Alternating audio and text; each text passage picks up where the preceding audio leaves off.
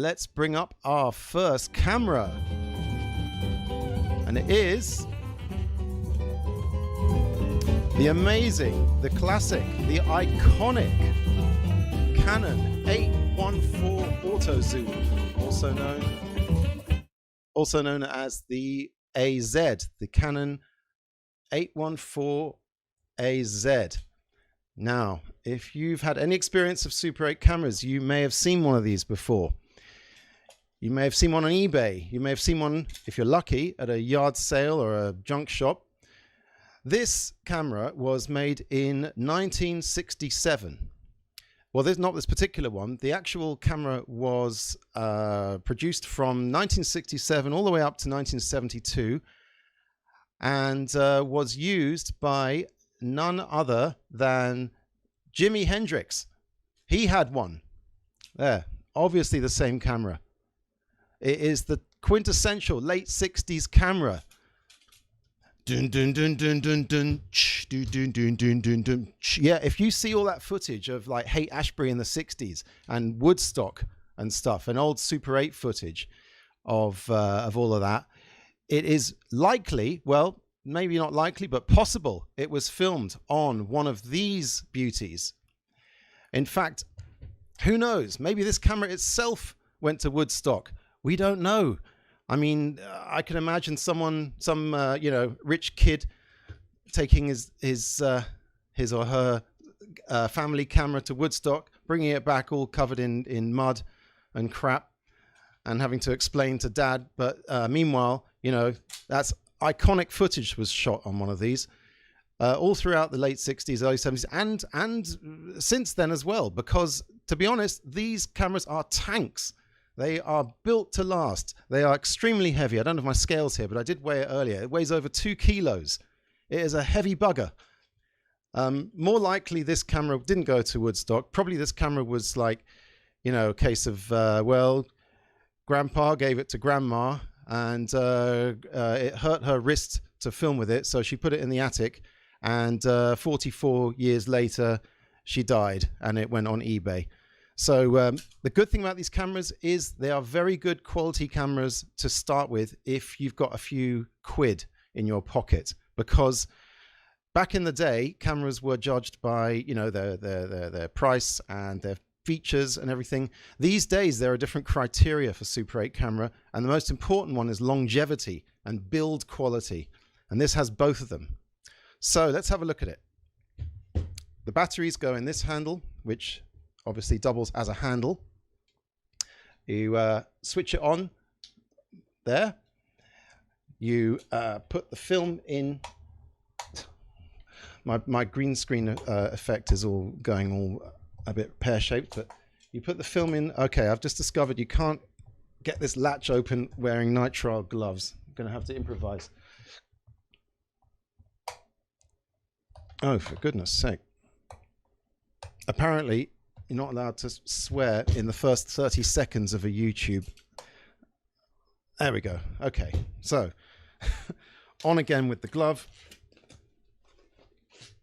Get that Sharpie out of the way. Right, you open it up here, and in there goes the film. This is a silent camera. It takes silent film. We'll be getting to sound later. Oops, spoiler alert. Right, I want to show you something. This is really for the Super 8 aficionados here, which is very cool indeed.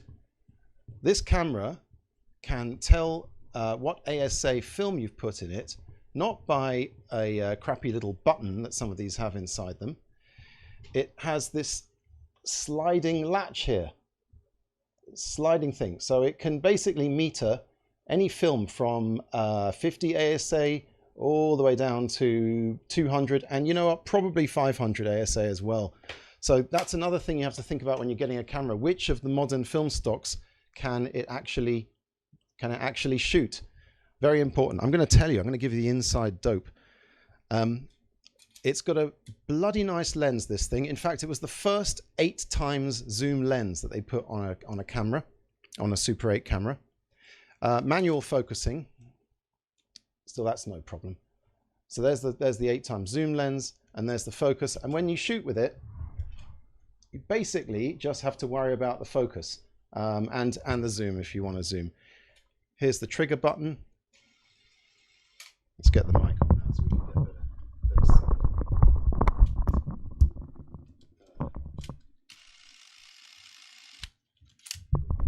Beautiful. And it's got 3 filming speeds. It's got 18, 12, and 24. So 12 frames per second, and 18 frames per second, and 24. Now, if you want to know what the deal is with filming speeds, if you're a beginner, just stick to 18 and don't ask any questions.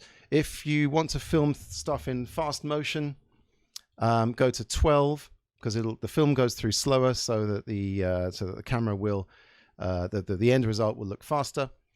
And 24 is if you want like really quality movement, but you will pay for it in terms of film. Now, what's this knob here? This is a very important knob because inside there are two button cells for the light meter inside this thing. It's a pain in the ass, the exterior batteries for a light meter. In fact, it's something you should look out for whenever you're looking for a Super 8 camera. Does the light meter need separate batteries? Because the handle takes normal AA's. This takes these button batteries, and not only that, the old Mercury ones they used to sell, they don't do anymore. So you have to use other ones which kind of skew the readings slightly. Don't worry about it, is my advice. Get some batteries in there, maybe 1.5 volt ones, and then you'll with modern stocks it really won't. It's not a deal breaker. Now, the Canon made a camera after this called the AutoZoom Electronic, or the AZE, and you'll see a lot of these on for sale. The problem with the AutoZoom Electronic is it has plastic parts in it which are known to die over the years, and very, very difficult to replace. In fact, you have to consider when you buy a Super 8 camera, who's going to fix it if it breaks? There are very few people left who will fix Super 8 cameras, and often they're quite specialized and they want to only work on a couple of different models. They won't work on just any Super 8 camera. So luckily this one, they still fix them. Over in America, there's Pro 8 millimeter. They not only fix these, they actually upgrade them at great expense. In London, you got Sendine, also expensive. And for other Super 8 cameras, if no one fixes them, your best bet if it breaks, and I hate to say this, is go on eBay and find one that isn't broken. And that'll be a lot cheaper than they'll give you than getting it fixed. You try fixing it yourself. Good luck to you. In fact, let's see how much these cameras are going for these days. Let's pick up. Let's have a look on eBay here. Pull that up, will you, Jamie? No, not. That was a Joe Rogan thing, not other someone else called Jamie. Look at this. AutoZoom 814 electronic 8387. Also one electronic, tested and working from Japan, £275. Holy moly. Another one. Now that's also electronic. You can see they look kind of different. Here's one. That's one like mine. £150. £150. When I bought this, they were going for about £50. In fact, I bought 3 of these over the years. One was £50, one was £25, one was £75. So an average of £50. Now word got out, and people know that these are good cameras and they last a long time, and they can be repaired and they can be used with modern stocks. $19.99. I'm looking at, by the way, sold items. These aren't for sale right now because the sold items obviously give you a better idea of how much these things are really worth. Lots of Canon AutoZoom electronic ones, but not so many of the old one. Here's mine, 217 quid. Wow. Funny thing is, when these were new, they cost 71,000 yen in 1967, which equates to about $2,500 today, and about £2,000, which is insane. That's how much the equivalent is. That's how much they cost in 1967 currency. Over $2,000 for these things. I mean, which is the equivalent of like the really good DSLRs that you get these days. So if you get one of these, I don't know, 150 doesn't seem like such a bad idea after all, such a bad price. Of course, then there's the price of the film. And that's the thing about Super 8 these days, which is that you don't want to snap up a cheap camera and then immediately think, oh, that's great, I've got myself a bargain. Because before you know it, you've spent more than the price of the camera on just the film stock. So you better make sure that camera's working.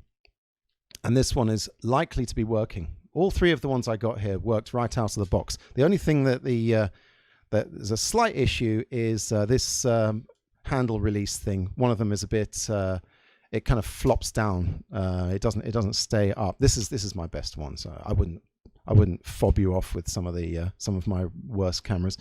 So that's it, the Canon AutoZoom 814. Be wary of buying an AutoZoom electronic. Ask the experts. The electronic ones, they're harder to fix. You'll get a cheaper deal, but you may pay in the long run. So, big, heavy metal. The best heavy metal, apart from Lemmy.